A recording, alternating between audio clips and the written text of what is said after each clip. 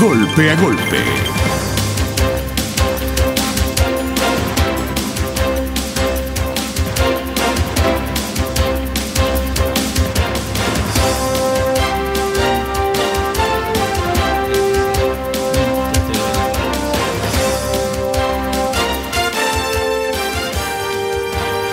Buenos días, golpe a golpe. Hoy es miércoles 16 de enero de 2019. Estaremos trabajando para ustedes en la dirección general de la estación Jaime Nestar, en la gerencia de producción Willy Sarcaya, en la producción de despacho Jason Vargas y Mariela García, en los controles estará César Arteaga. Y recuerden seguirnos en nuestras redes sociales por @RCR750 y vernos a través de rcr.tv, la radio que se ve. Hoy se cumplen 24 horas del aumento salarial, señores, y los precios están desatados. En la página Costa del Sol FM.net ha publicado una noticia: venezolanos se quejan por alza de precio. Hay una noticia que a mí normalmente no me gusta decirla, pero me llamó mucho la atención. Por una batería, 3 detectives del 6CPC de Anzoátegui asesinaron a un hombre a palazo y pedrada. Y también está un artículo escrito por Pedro García Otero: Maduro y lo que queda del chavismo han decidido quemar sus naves. Y ayer nosotros felicitamos a los educadores por su día, bueno, y ayer se dedicaron a la protesta. Y también está otra noticia que impactante para mí, que ONU sembrará en Venezuela para asegurar la alimentación infantil. La cosa no está fácil en Venezuela y tampoco está fácil en Inglaterra, porque para atrás el Brexit. Theresa May pierde la votación este martes. O sea, ayer una votación sobre unos acuerdos que habían que tenían que aprobar el Parlamento británico. Los llevó la primera ministra y se los rechazaron. O sea que la situación allá no está fácil en Inglaterra para eso que se llama Brexit. Ajá. Y en línea tenemos a Américo de Gracia, diputado de la Asamblea Nacional por el Estado de Bolívar y dirigente de la Causa R. Buenos días, Américo, un placer saludarte. Buenos días, Fran, buenos días, Venezuela, y a todos los oyentes de Radio Caracas Radio. Bueno, Américo, ayer hubo unos acuerdos en la Asamblea. Ya parece que hay una especie de norte en la oposición, hay como más coherencia en relación a la situación de la crisis que vive el país y la solución, ¿no te parece? Sí, esa apreciación es correcta, creo que la compartimos y creo que también la comparte el grueso de los venezolanos. El esfuerzo que se hace hoy tiene que conducirnos a la salida del régimen sin lugar a dudas, y por supuesto estamos tratando de contribuir en esa dirección. Ajá, Américo, pero nosotros te estábamos llamando porque en una mina del estado de Bolívar ocurrieron 8 muertos en un enfrentamiento entre mineros y las Fuerzas Armadas Nacionales Bolivarianas, y todo hace presumir que el enfrentamiento fue producto de que le cortaron las manos y le hicieron unos maltratos a una persona que después descubrieron que era un soldado que estaba que se había ido del ejército, pues que había desertado. ¿Qué situación tienes tú para informarnos eso? Bueno, mira, es la barbarie de la que hemos venido hablando en los últimos años en relación a lo que ocurre en Guayana y con relación a lo que ocurre en el arco minero. Yo quiero precisar algunas cosas para que la gente ubique la naturaleza y la magnitud del mal. Las minas de Xinjiang no quedan en un lugar intrincado, remoto de las selvas de Guayana. No, las minas de Xinjiang quedan escasamente a 2 kilómetros de la Plaza Bolívar de El Callao y están en los predios de Minerven. ¿Cómo es que si Minerven, que es una empresa del Estado, Minerven es una empresa aurífera, es como decir la PDVSA del oro del Estado venezolano, que lleva el nombre de Xinjiang porque tenía una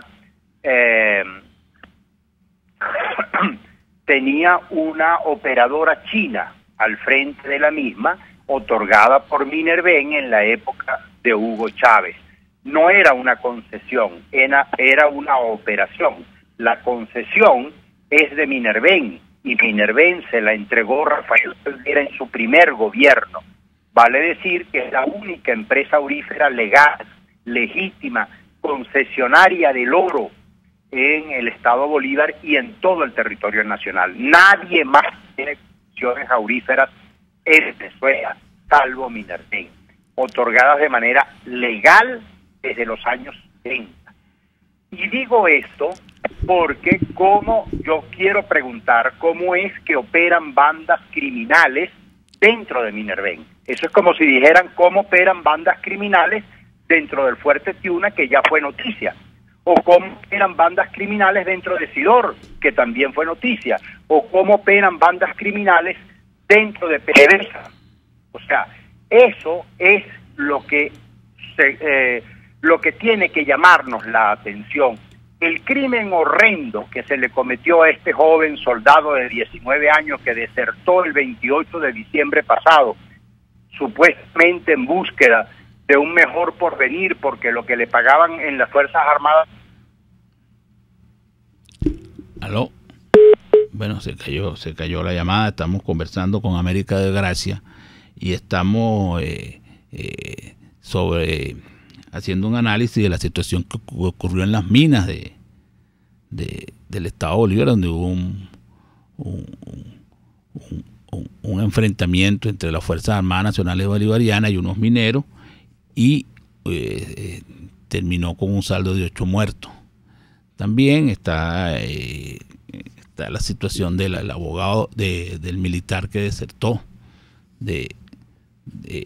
que fue el que le cortaron las manos, y bueno, hay una investigación sobre esa situación que es sumamente trágica, pues, porque la persona fue encontrada de esa manera. Parece que también le hicieron una cosa en los ojos, bueno, y hubo ese enfrentamiento producto de esa situación. Y nos estaba diciendo Américo de Gracia que el soldado había desertado el 28 de diciembre, se había declarado como desertor, y bueno, y apareció ahora en esta situación. Y bueno, esto ha generado una serie de cosas también. Esto ha generado que la Asamblea Nacional plantee la amnistía dentro de esta situación, una amnistía a funcionarios civiles y militares para que contribuyan, pues, al restablecimiento de la Constitución, y eso fue aprobado ayer en un acuerdo de la Asamblea, que se va a hacer la ley, se va a hacer que va a permitir que militares y civiles puedan gozar de una amnistía si de alguna manera contribuyen, pues, al restablecimiento de la Constitución, de acuerdo a lo planteado por los diputados ayer en la Asamblea Nacional. Eso está en pleno, eso se está desarrollando, y ayer, como decimos, hizo un gran debate, pues, donde se aprobó una serie de puntos en la Asamblea Nacional para restablecer, según el criterio de los diputados, restablecer la Constitución. Y dentro de eso también se declaró usurpador al presidente Nicolás Maduro. Sí. Entonces, bueno, estamos tratando de seguir okay, bueno, y eso lo discutió ayer la Asamblea Nacional, y hubo un acuerdo solamente. Y en línea está el diputado Jorge Millán. Buenos días, Jorge. Buenos días, ¿cómo está, Fran? Bien, Jorge. A todos los que nos escuchan. Bien, Jorge, porque estábamos conversando sobre la situación de la amnistía de funcionarios civiles y militares que ustedes plantearon ayer y queríamos saber cómo se va a ejecutar eso, cómo va a ser ese planteamiento, cómo va a ser esa ley. Bueno, tú sabes que las funciones constitucionales, y a pesar de que estemos en un momento de ruptura del orden constitucional por parte de quien usurpa la presidencia de la República, no pierde vigencia, le faculta a la Asamblea Nacional para hacer decretos, que son decretos leyes, donde se da amnistía y garantía. El año pasado, en este afán de apoderar, bueno, fueron detenidos más de 160 oficiales de nuestras Fuerzas Armadas que no están de acuerdo con lo que viene ocurriendo, y bueno, es un proceso donde el número de oficiales de otros años también que han venido siendo detenidos es importante, y en todo el marco de la aplicación del artículo 350 y fundamentalmente del artículo 333, nosotros estamos aplicando las facultades que tenemos para dejar muy claro que estos oficiales que están ahí tienen todas las garantías, han actuado a derecho, y para que también quede muy claro ante nuestras Fuerzas Armadas, ante los funcionarios públicos, que nosotros como Asamblea Nacional les vamos a restituir plenos derechos, e incluso la patria les va a agradecer todas las acciones que tomen para que podamos volver a nuestro país, a un país donde rija la ley y donde sea el pueblo quien decida sus autoridades. Así que, como todo proceso de ley, entra en la primera discusión, evaluaremos cuáles son estos oficiales y qué otros ciudadanos les corresponde la aplicación de esta ley de amnistía y garantía, y que otros ciudadanos que hayan luchado, y estaremos en días aprobándola, de tal forma de que entendemos que en un gobierno de facto tal vez eso no implique que los ciudadanos queden libres, pero lo que es muy importante, lo que está tenido es que se deja claro que son presos políticos, que no son delincuentes, que no han violado ninguna ley, y que cuando vuelva la democracia tendrán plenos derechos y la patria les resarcirá el dolor y el sufrimiento que han tenido al luchar por nuestro país. Y Jorge, y eso también incluiría a los exiliados, ¿no? A los que están en este momento fuera de Venezuela, ¿no? Sí, claro, al que esté afuera y no puede estar en el país,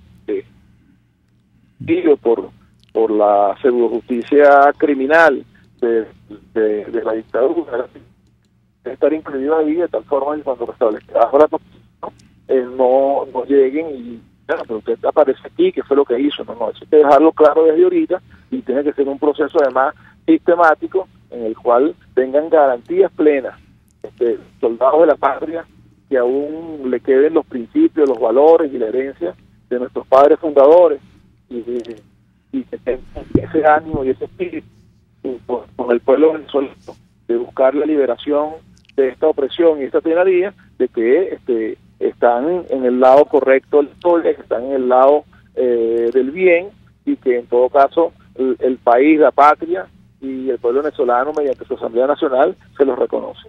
Ajá, estamos conversando con Jorge Millán, diputado de la Asamblea Nacional por el Distrito Capital, miembro del Partido Primero Justicia, y es de la Comisión Permanente de Energía y Petróleo. Jorge, también hay una ley o van a discutir una ley que tiene que ver con el bloqueo de cuentas, ¿no? a la República de Venezuela, y la pregunta que queríamos hacerte era, bueno, si deciden aprobar esa ley, ¿a dónde irían esos dineros que otros países le deben a Venezuela? ¿Se abriría una cuenta en el exterior mientras se resuelve la situación con el presidente Nicolás Maduro, mientras se vive esta situación de crisis institucional? ¿Cómo sería eso?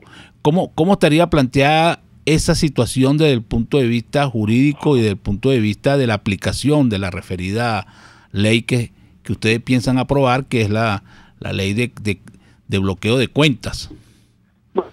Recuerda que para tú poder ser cuentadante, tienes que tener la legitimidad de administración de esos fondos, ¿no? O sea, si usted llega a un banco a administrar las cuentas de una empresa, se supone que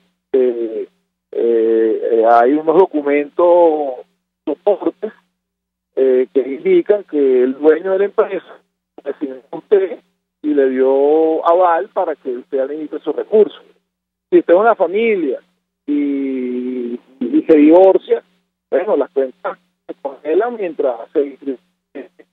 En este caso no aplica el segundo caso tanto como el divorcio, pero quería ejemplificar que tiene que haber legitimidad del que administra, debe estar claro quién administra los recursos en nombre de su dueño. Los recursos que están en el exterior son recursos del pueblo venezolano. Al no haber presidente de la República, porque está usurpando el cuentadante legítimo, y los países deben proceder a congelar ese dinero hasta que el cuentadante legítimo indique quién es el que puede administrarlo. Un poco en síntesis y sencillo explicación de lo que se plantea con la protección de activos. Jorge, por razones vamos a ir a publicidad, tenemos que ir a publicidad, y te queremos dar una pregunta en el aire, porque la Asamblea Nacional ha declarado usurpador al actual presidente Nicolás Maduro, y queríamos saber qué deberían hacer los gobernadores electos de oposición y qué deberían hacer los alcaldes y todos aquellos funcionarios que han quedado electos en las últimas elecciones. Si la Asamblea Nacional ha declarado usurpador al presidente de la República, ¿cómo deberían actuar ellos? ¿En qué situación jurídica van a quedar? ¿Cómo será eso? ¿Tienen que rendirle cuenta a la Asamblea Nacional? O sea, pero eso nos lo vas a explicar cuando regresemos de publicidad. Usted escucha Golpe a Golpe por RCR 750 AM. Puedes seguirnos en nuestras redes sociales. En Twitter, @RCR750, la radio que se ve. En la crisis se encuentran las oportunidades. Aquí en Sin Estrés se las mostramos con invitados especiales que nos regalan sus experiencias por una Venezuela mejor. Cada tarde, de lunes a viernes a las 3, desde el emprendimiento, la educación, la salud y el entretenimiento. Por nuestra calidad de vida se nos hace necesario tomar un respiro del agobio diario, dedicar unos minutos a la salud mental y emocional para vivir sin estrés. Sin Estrés, de lunes a viernes a las 3 de la tarde por RCR 750 AM y rcr.tv, la radio que se ve. Una crónica de la actualidad. Golpe a golpe. Solo por RCR.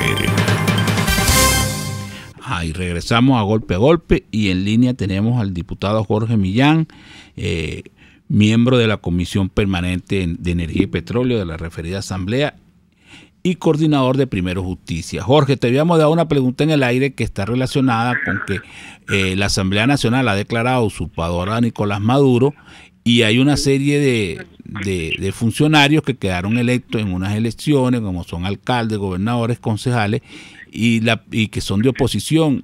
Y la pregunta en concreto es, ¿qué deben hacer esos funcionarios? ¿Rendirle cuenta a la Asamblea Nacional? ¿Seguir conectados con el Ejecutivo Nacional? ¿Qué tienen que hacer esos funcionarios? Bueno, ellos tienen que ponerse a la orden del pueblo de Venezuela e incorporarse en la lucha para restablecer el orden constitucional, para recuperar nuestras instituciones democráticas y para que sea el pueblo venezolano mediante elecciones quien escoja a sus autoridades. Ya la Asamblea Nacional ha invocado el 333, el 350 y el 233, y bueno, ellos tendrán que rendirle cuenta a sus pueblos, a la historia, en términos de lo que hagan. El deber hoy es uno solo: todo el pueblo, el país, funcionarios públicos o no, investidos o no de autoridad, a todo lo conducente para recuperar la vigencia de la Constitución y para recuperar las instituciones que de ella emanan y poder frenar este proceso de destrucción de nuestro país que encabeza Nicolás Maduro. Ajá. Jorge, y también ustedes incluyeron que dentro del acuerdo que algunos países reconozcan de una vez a la Asamblea Nacional como la autoridad legítima. ¿Cómo se haría eso? ¿Cómo se presentaría eso? ¿Cómo se pondría eso en escena? O sea, nosotros que primero agradecemos a la comunidad internacional solidario y lo que hacemos es un llamado a que sigan acompañándonos y sigan de actuar en normas que establece la Constitución. Nuestra Constitución establece nuestro derecho a hacerlo conducente para que Nicolás Maduro deje el poder de facto que tiene, para que tengamos un gobierno legítimo. Establece que en ese artículo del 333. Aló, Jorge. Bueno, también se cayó la llamada de Jorge. Estamos conversando con Jorge Millán, diputado de la Asamblea Nacional por Distrito Capital, coordinador de Primero Justicia y miembro de la Comisión Permanente de Energía y Petróleo. Estábamos conversando sobre los acuerdos que se presentaron ayer en la Asamblea Nacional, que están, digamos, empezando a coger forma, ¿no? Y le estábamos preguntando que cómo se iba a ejecutar la solicitud de reconocimiento por parte de la Asamblea, y bueno, y las líneas siguen en un desastre. Bueno, ya parte de la crisis que estamos viviendo. Sí, entonces está difícil pues conseguir a Jorge Millán, con el que estábamos conversando. Y también la Asamblea Nacional pidió protección de activos de Venezuela ante la usurpación del poder de Nicolás Maduro. Eso también estuvo ayer dentro de todos los planteamientos que se hicieron en la Asamblea Nacional, que fue un debate que se dio donde se declaró usurpadora a Nicolás Maduro. Y entonces, bueno, ahora hay esa confrontación entre los poderes. Ya sabemos que la Asamblea Nacional está declarada en desacato por parte del Tribunal Supremo de Justicia. El Ejecutivo Nacional, encabezado por el presidente Nicolás Maduro, no reconocía y no reconoce a la Asamblea Nacional, y ahora la Asamblea Nacional, de acuerdo a lo que aprobó ayer, no reconoce al presidente Nicolás Maduro, y hay una situación ahí bien compleja que está desarrollándose, y están tomando decisiones las instituciones para digamos, imponer su criterio de acuerdo a lo que cada una considera debe ser la forma de conducir el país. Y nosotros tenemos que ir a publicidad y ya regresamos. Ni de suerte, ni de gracia, ni de pecho. Es Golpe a Golpe. Puedes seguir nuestra programación a través de rcr.tv, la radio que se ve. El siguiente espacio educativo está dirigido a niños, niñas y adolescentes. RCR presenta Todo se puede, una producción nacional independiente de Mayra Prado, certificado número 16923. El cambio es acción. Muévete por tu salud. No tienes excusa. Tú puedes. Jugo de remolacha contra la hipertensión. La remolacha ha ido ganando popularidad como un nuevo superalimento. Recientes estudios afirman que entera o en jugo puede mejorar el rendimiento deportivo, la presión arterial y aumentar el flujo de la sangre. Si eres hipertenso, quédate escuchando porque sabrás qué tiene que ver la remolacha con la salud de tus arterias y de tu corazón. La remolacha tiene alto contenido en nitrato en la dieta, importante porque se convierte en óxido nítrico, un gas que relaja y dilata los vasos sanguíneos. Uno de los trabajos más recientes lo publicó la revista Hipertensión en el volumen 65 del año 2015, donde estableció que tomar diariamente un vaso de jugo de remolacha reduce significativamente la presión arterial en personas hipertensas, incluso en aquellas cuyos elevados valores de presión arterial no se controlan con medicamentos. Pero atento, no te estamos motivando a que dejes de tomar tus medicinas. Esto es una invitación para aumentar el consumo de frutas y hortalizas. 250 mililitros de jugo de remolacha. como un cuartico. Durante 4 semanas bastaron para producir estos efectos en la hipertensión arterial. Reducción de la presión de 4 milímetros de mercurio en la presión sistólica, que es cuando el corazón está bombeando, y de 8 milímetros de mercurio en la presión diastólica, cuando el corazón se relaja. Para muchos pacientes del estudio, esta reducción fue suficiente para llevar la presión arterial de nuevo al rango normal. Los autores señalan que la reducción lograda es comparable con la obtenida con la medicación. También se obtuvo una capacidad de dilatación de los vasos sanguíneos de un 20% y la rigidez arterial se redujo en un 10%. Buscando ideas para consumir remolacha, en jugo, mezcla con una combinación de naranja, menta, piña o manzana, limón y jengibre.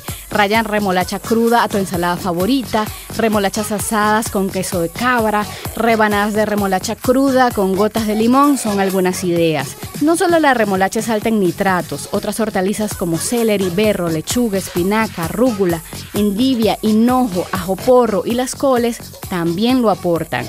La recomendación de nutricionistas, cardiólogos, que motiva el consumo de 5 porciones de frutas y hortalizas al día es una de las claves para la disminución de la presión arterial y la prevención de enfermedad cardiovascular, la primera causa de muerte en el mundo, totalmente prevenible.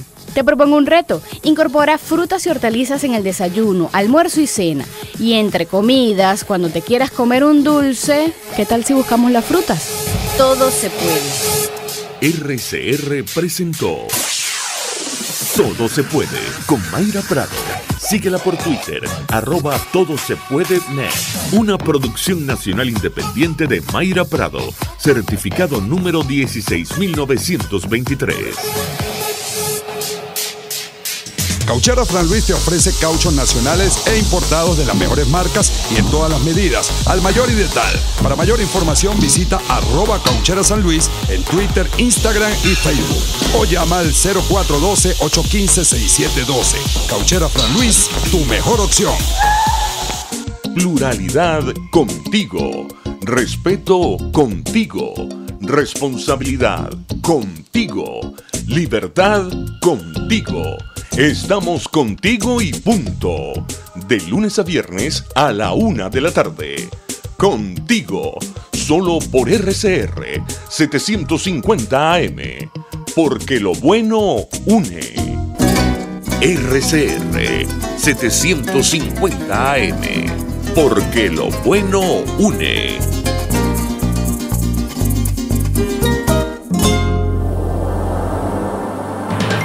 Golpe a golpe, el cuento completo entre lo irónico, lo serio y lo ácido. Y estamos de regreso en Golpe a Golpe. Bueno, y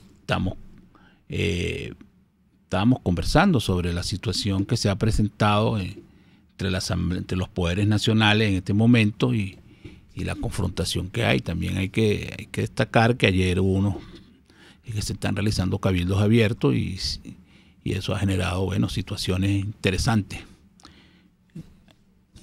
Y en línea tenemos al Monseñor Víctor Hugo Basabe, obispo de la diócesis de San Felipe y administrador apostólico de la diócesis de Barquisimeto, y vamos a conversar con él todo relacionado a lo de la Divina Pastora, de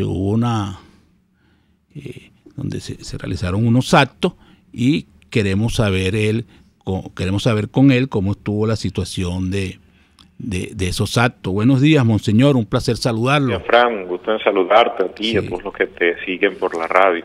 Queríamos saber cómo había estado los actos de la Divina Pastora, cómo habían concluido, porque sabemos que hubo una situación ahí un poco compleja con la gobernadora del estado Lara, Carmen Meléndez. Sí.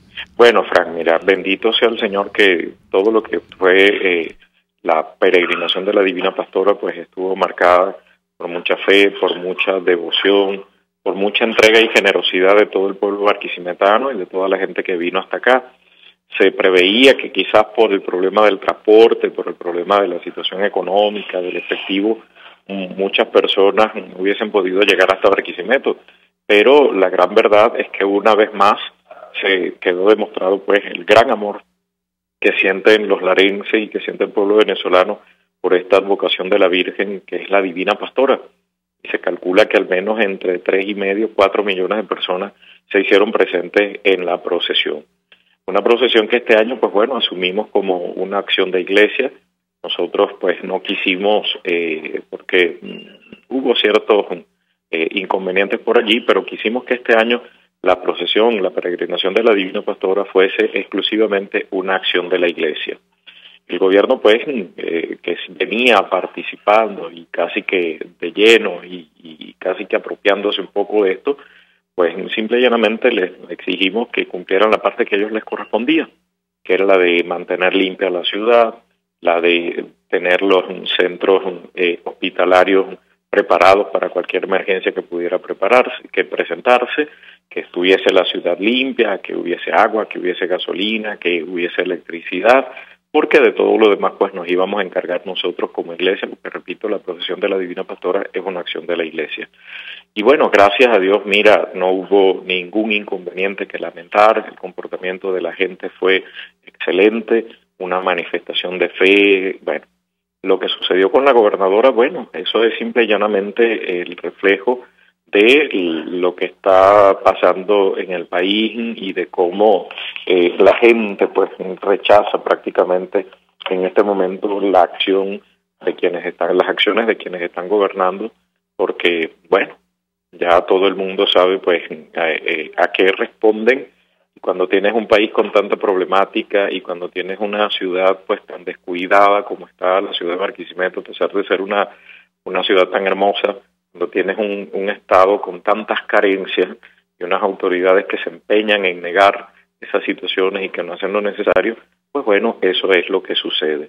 Tú debes recordar que ya el año pasado sucedió con la tarima que tenían los militares en la procesión, que bueno, la gente se molestó al verlos porque tenían mesoneros, whisky y todo lo demás, y la gente se molestó y los hizo retirar. Sí, monseñor. Y eso fue lo...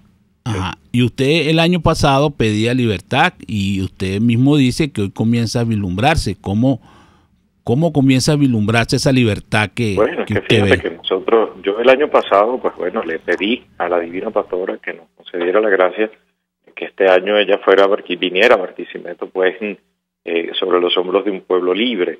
Este año, pues yo decía, recordaba esa petición hecha a la Divina Pastora, y yo decía, pues bueno, que yo veía como, que le pedía a la gente que le pidiéramos a la Divina Pastora que nos ayudara en ese sentido de ser un pueblo libre, y que yo pues bueno considero por todos los acontecimientos que se están dando últimamente en este país, creo que vamos pues hacia la conclusión de este proceso. Yo tengo mucha certeza de que así es, que cada vez es más el rechazo de esta gente pues que están conduciendo el país, ya no solamente a nivel nacional, sino que profundamente a nivel internacional.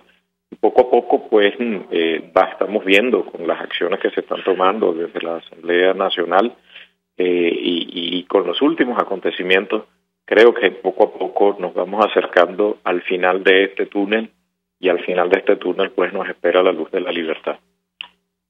Eso te lo comento, monseñor, porque ya la conferencia episcopal dice que la juramentación del presidente Nicolás Maduro es ilegítima, y entonces sí, eso lleva un planteamiento directo de la Iglesia en materia política. Eso no convierte un poco la Iglesia en un actor político beligerante en esta situación. Absolutamente para nada. Mira, nosotros en el mes de enero siempre, en el contexto de la Conferencia Episcopal Venezolana, hacemos una mirada sobre todo el país, vemos una mirada sobre el país. Ya nosotros, porque fíjate que lo que nosotros dijimos en la última exhortación no es la primera vez que lo decimos. El año pasado, cuando la Asamblea Nacional Constituyente, cuando la Asamblea Nacional Constituyente, lo dijimos claramente, es ilegítima, ¿ves? Y todo lo que pueda salir de ella es ilegítima, y por eso tachamos de ilegítimo el proceso electoral convocado por la Asamblea Nacional Constituyente, y por supuesto tachamos de ilegítimos los resultados de esa elección. Lo que hicimos nosotros ahora en enero fue ratificar lo que ya dijimos en julio del año pasado, ¿no? Al respecto. Y por supuesto, porque ¿cuál es la gran verdad? La investidura del señor Maduro en este momento es una investidura que es ilegítima, y aquí no estamos hablando de simple y llanamente de un presidente ilegítimo, sino que estamos hablando de una usurpación del poder por parte de una persona. Y en ese sentido, pues bueno, nosotros estamos muy claros, y no es que nosotros seamos actores políticos, no, absolutamente para nada. Claro que tenemos que fijar posición.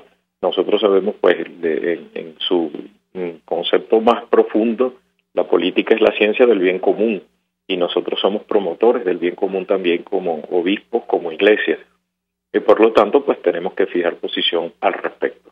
Que quieren ver en la conferencia, que nos quieren ver como actor político, bueno, eso es, quien quiera pensar de esa manera, pues, que le decimos que no, que eso no es así, que eso no es cierto. Nosotros estamos en un país, somos parte de un país, nos duele este país, y nos duele, pues, lo que a este país le suceda indebidamente. Monseñor, esto se lo comentamos porque normalmente en la mayoría de los países en conflicto, la Iglesia juega un factor fundamental en los procesos de diálogo, en los procesos de reconciliación, y pareciera que en Venezuela ese papel no, pero es que mira, una cosa es que la Iglesia juegue esos papeles y otra cosa es que la Iglesia se mantenga indiferente ante las situaciones que se presentan en los países. Y eso no puede ser, ¿no? Fíjate que nosotros en el documento de las conferencias citamos una expresión de Monseñor Óscar Arnulfo Romero, de San Arnulfo Romero. El señor Romero decía, si hay un conflicto entre la Iglesia y el gobierno, no es porque la Iglesia sea opositora, sino porque ya el conflicto está planteado entre el gobierno y el pueblo, y la Iglesia defiende al pueblo. Entonces, una cosa es, o sea, el hecho de que nosotros fijemos posición no quiere decir que no seamos promotores de la reconciliación, de la paz y el encuentro. No, eso no quiere decir eso. Tenemos la obligación de fijar posición, pero también, pues, tenemos la certeza de que en el momento que sea necesaria nuestra intervención, en función de mediar, en función de resolver un conflicto, lo vamos a hacer. Pero no podemos mantenernos indiferentes ante lo que está pasando con la gente. Sí, porque el gobierno, digamos, no conversa con la Iglesia, no, porque se siente como, digamos, están como distanciados los dos, y normalmente la Iglesia y el gobierno tratan de buscarle soluciones a las crisis de los países. Bueno, es que fíjate lo siguiente, nosotros de parte nuestra, yo te puedo decir, yo recuerdo el 3 de abril del 2016, Monseñor Padrón, y que era presidente de la Conferencia Episcopal Venezolana, y yo, que era secretario general de la conferencia, nosotros nos reunimos en ese momento con quien era el vicepresidente ejecutivo de la República, concretamente el profesor Aristóbulo Isturi. Mira, en esa reunión nosotros formalmente pedimos una audiencia con el presidente de la República, porque, bueno, queríamos manifestarles nuestras preocupaciones y nuestra disposición a ayudar en la situación que estaba, en la que el país estaba y a la que el país se encaminaba, porque ya vislumbrábamos que el país se encaminaba hacia una situación muy difícil. Y bueno, nosotros en esa misma reunión fue cuando por primera vez pedimos formalmente se autorizara a Cáritas para el ingreso de alimentos, para el ingreso de medicamentos al país, porque veíamos que la situación de carencia se iba haciendo cada vez más grave. En esa oportunidad también nosotros pusimos todo el aparato educativo de la Iglesia en función de ayudar a la gente más necesitada en la formación de oficios y todo lo demás. Te estoy hablando del 3 de abril del 2016, o sea, ya hace casi 3 años. Pregúntale a Aristóbulo Isturi si hubo una respuesta de parte del Ejecutivo Nacional. Sí, en nosotros ha habido la mayor voluntad de cooperar, pero quienes se han cerrado en todo momento a cualquier tipo de cooperación han sido ellos. Sí, porque, Monseñor, la situación es que, por ejemplo, los venezolanos ven como dos iglesias, ¿no? Dos iglesias, porque ustedes tienen una posición y el Vaticano, por ejemplo, manda un enviado a la toma de posesión. Eso no debe leerse de esa manera. De Nicolás Maduro. No, eso es un grave error. O sea, hacer ese tipo de lecturas, eso es un grave error. Acuérdate que la Santa Sede es un sujeto de derecho internacional, ¿no? La Santa Sede es un Estado. Y el hecho de que estuviese el encargado de negocios allí, en esa juramentación, no quiere decir que es que la Iglesia venezolana tiene una postura y la Santa Sede tiene otra. No, la Santa Sede tiene sus razones, que yo particularmente las entiendo perfectamente. Porque mira, yo te pongo el caso de Panamá. Yo entiendo bien qué es lo que está pasando. Y yo te remitiría al caso de Panamá. Aquellos machetes que tomaba en sus manos Noriega, no solamente los blandía en contra de los yanquis, como él decía, en contra de quienes eran sus enemigos dentro de Panamá, sino que incluso los blandía en contra de la Iglesia, porque él veía en la Iglesia una enemiga también a nivel interno. Bueno, mira, la Santa Sede nunca rompió relaciones con Panamá a pesar de todas esas amenazas, a pesar de que, bueno, los obispos se veían a cada rato fustigados y se veían a cada rato amenazados. Pero yo te pregunto, ¿dónde se fue a refugiar el general Noriega cuando las tropas americanas llegaron a Panamá? ¿Tú sabes dónde se fue a refugiar? Sí, se refugió en la iglesia. A la Nunciatura Apostólica. Sí. A la Nunciatura Apostólica. Entonces, entendamos también la postura de la Santa Sede. Mira, nosotros estamos aquí en Venezuela, y nosotros hablamos, los obispos venezolanos hablamos a partir de la situación que tenemos. La Santa Sede tiene que proceder como un Estado, y la Santa Sede, por protección a quienes en este país profesamos la fe católica, tiene siempre que dejar ventanas abiertas, tiene siempre que dejar posibilidades abiertas a los efectos de lo que pudiera suceder en el futuro. Entonces yo creo que ya está bueno de que estemos haciendo lecturas erradas, yo creo que ya está bueno de que estemos queriéndole hacer decir al Papa lo que el Papa no debe decir, porque yo particularmente le he dicho a mucha gente, y por eso muchos periodistas incluso me han vetado, porque yo se lo he dicho, el problema es que hay gente que quiere hacerle decir al Papa lo que ni siquiera muchos de ellos se atreven a decir, porque tienen miedo. Entonces, no le hagamos decir al Papa lo que el Papa no tiene por qué decir, y no le pidamos al Papa que haga lo que no debe hacer. Entonces, seamos un poquito más inteligentes y profundicemos un poco más las cosas, pero no veamos cosas donde no las hay. El Papa ha dicho claramente en anteriores oportunidades, la voz de los obispos de Venezuela es mi voz, por los obispos hablo yo. Allí pudo haber estado el nuncio apostólico, y el nuncio apostólico no estuvo, porque el nuncio apostólico es el decano del cuerpo diplomático. El nuncio apostólico no estuvo en la juramentación, en ese acto de juramentación que realizaron, ¿no? Entonces yo creo que las lecturas hay que aprenderlas a hacer y hay que esforzarse un poquito en reflexionar. Monseñor, también hay la situación de que el presidente de la República, Nicolás Maduro, se reunió con el PNUD y con la Organización de Naciones Unidas y ellos le plantearon le dijeron que permitiera las ayudas humanitarias. ¿Ustedes han tenido alguna conversación con PNUD y la ONU en relación a eso? Porque ustedes manejan mucho de ayudas humanitarias con Cáritas. Es que fíjate que UNICEF, el PNUD, el Organismo para los Refugiados, están trabajando de la mano con Cáritas, ¿no? De la mano con Cáritas. Pero al igual que Cáritas, los organismos de las Naciones Unidas quisieran hacer mucho más por los venezolanos, pero el gobierno no lo permite, porque el gobierno está negado a aceptar que en Venezuela ya ni siquiera se puede hablar de crisis humanitaria. En Venezuela hay una profunda emergencia humanitaria que, de no prestarse la atención lo más pronto posible, pudiese llevarnos hacia una hambruna generalizada, hacia situaciones mucho más graves. Pero el gobierno está cerrado en admitir que en este país hay una situación de ese tipo. Claro, se entiende. Yo soy, además de sacerdote, yo antes de ser sacerdote estudié Derecho, y el concepto de crisis humanitaria es un concepto que pertenece al derecho internacional. Y por supuesto, al hablarse de crisis humanitaria hay que buscar las razones de esa crisis.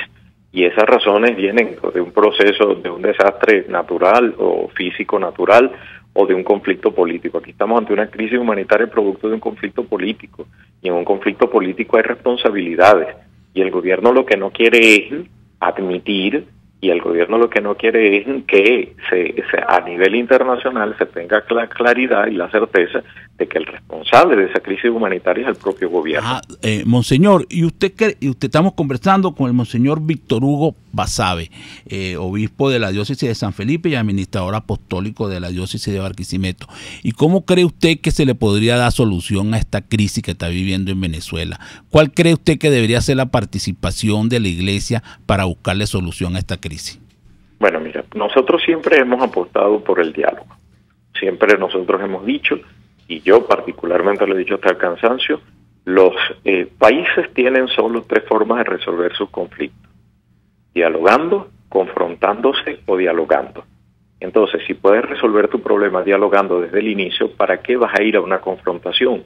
Porque una confrontación lo único que te deja es muerte y dolor.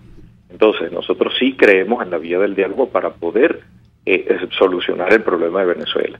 Ahora, la solución al problema de Venezuela pasa porque quienes están en el poder admitan que fracasaron, que el modelo político, económico, social que proponen fracasó, que todo lo que está sucediendo en Venezuela es consecuencia precisamente de ese fracaso. Se pasa porque quienes están en el poder admitan que esto fracasó, que esto no tiene ninguna posibilidad y que están en la obligación moral de darle paso a otras opciones para definitivamente encontrar solución a tantos problemas que el país tiene. El problema es que aquí estamos ante gente que llegaron al poder y llegaron al poder con la intención de no salir más nunca de él, a pesar de todas las situaciones terribles que pudiera estar viviendo el pueblo venezolano como consecuencia de eso. Ajá, monseñor, nosotros tenemos que ir a publicidad, pero cuando regresemos queremos tocar un poco la situación de carácter regional. Nosotros sabemos que usted se mueve entre San Felipe y Barquisimeto y queremos saber cómo está la situación ahí desde el punto de vista social, económico, cómo está la situación ahí. Sabemos que ahí hay una situación bien compleja y una represión fuerte por parte de algunos entes gubernamentales, eso es lo que uno ve en la noticia, pero queremos que usted nos diga cómo está esa situación, porque usted, digamos, se reúne con mucha gente, usted tienen iglesia en todos los sectores populares y queremos saber cuál es la situación desde su punto de vista. Estamos conversando con Monseñor Víctor Hugo Basabe, obispo de la diócesis de San Felipe y administrador apostólico de la diócesis de Barquisimeto. Vamos a publicidad.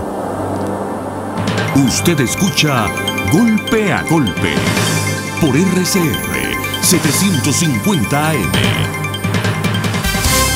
Sintonícenos a través de Periscope, @RCR750, la radio que se ve. Si tienes hernias discales, dolor lumbar, cervical, fascitis plantar, dolor en el hombro, algún posoperatorio de cadera o de rodilla, Global Therap es tu mejor opción en rehabilitación.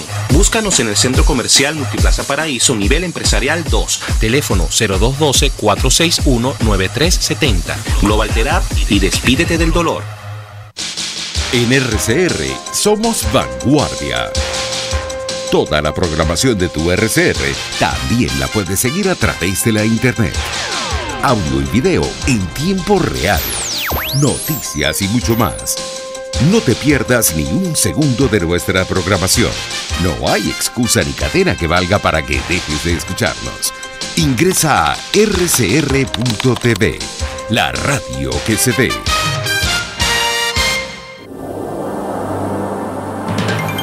Una crónica de la actualidad. Golpe a golpe. Solo por RCR. Estamos de regreso en Golpe a Golpe. Estamos conversando con el Monseñor Víctor Hugo Basabe, obispo de la diócesis de San Felipe y administrador apostólico de la diócesis de Barquisimeto. Y le habíamos dado una pregunta en el aire, Monseñor, que está relacionada con la situación de cómo está, digamos, desde el punto de vista social y económico, Yaracuy y Lara, y en especial porque ustedes tienen muchas iglesias, conversan mucho con la gente y usted recoge mucha información, y también yo le agregaría que por primera vez vemos en un conflicto fuerte a los educadores de la Escuela Fe y Alegría, cosa que no ocurría antes con esta vehemencia que uno los ha visto, porque pareciera que la situación cada vez es más difícil en el país y en especial en el interior de la República. Bueno, Frank, tú lo estás diciendo, ¿no?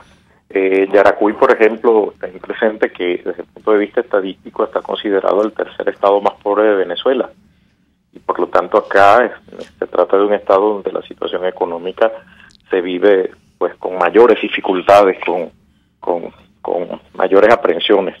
Acá la situación es verdaderamente lamentable. Te pongo el caso de la situación del transporte. Pareciera, entre otros, pareciera que ya el Estado como que perdió la más mínima capacidad para resolver algún problema o el más mínimo problema. La situación del transporte pues es sumamente grave. Prácticamente el transporte público ha desaparecido y el transporte pues que venían prestando personas privadas también ha desaparecido de las calles. El problema del gas doméstico, el problema del agua, el problema de la carencia, porque aparte de la hiperinflación con la que estamos pues inmersos en este momento, hay también un problema de hiperespeculación. La gente verdaderamente está desesperada buscando cómo poder comer porque la situación es sumamente difícil. Acá pues en lo que es entre el eje Yaracuy y Lara, que son los dos ejes que ahora a mí me toca atender como obispo, uno ve con preocupación la cantidad de protestas que hay a diario de parte de la población por cuestiones mínimas, pero también porque bueno, hay situaciones que son muy fuertes. Y eso te habla pues de que verdaderamente los niveles de conflictividad suben día a día en la medida pues que se demuestra menos capacidad para resolver aún los más pequeños problemas que la gente pudiera estar padeciendo. Sí, y me imagino que se refugian mucho en la iglesia la gente, porque eso sí he visto y he oído yo, que ustedes hacen muchas comidas solidarias para ayudar a la gente, porque la hambruna pareciera que es compleja. Frank, fíjate lo siguiente, ciertamente una de las cosas que se nota acá en Navidad, durante las misas de aguinaldo y durante todo lo que fueron las celebraciones de Navidad, pues la participación de las comunidades, la participación de la gente fue masiva. Pero bueno, nosotros estamos tratando de hacer lo mejor que podemos para acompañar a la gente en estas situaciones, porque se trata de eso, de que el pueblo se sienta acompañado por la iglesia. Es lo que a nosotros nos corresponde en estos momentos de dificultad, acompañar a la gente de la mejor manera en estas situaciones para que la gente no pierda la esperanza, y porque nosotros tenemos la certeza de que los destinos de este país están en las manos de Dios, y pasan porque todos busquemos al Señor también y nos pongamos y tratemos de crecer en su presencia cada día.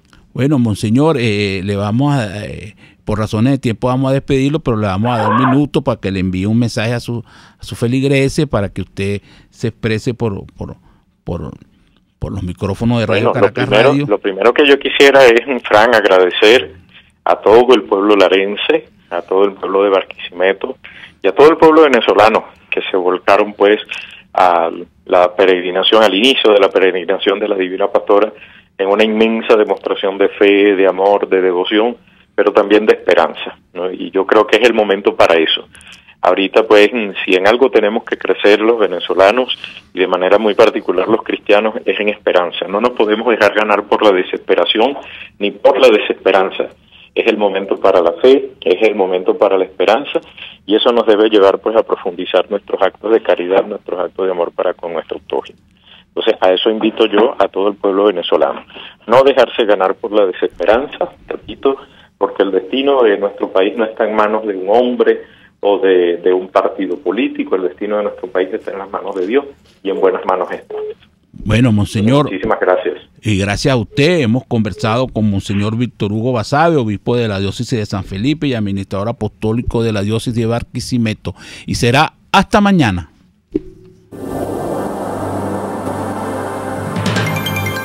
RCR presentó Golpe a Golpe. Para cualquier comentario o sugerencia, escriba a golpeagolpe@rcr.com.be. RCR 750 AM por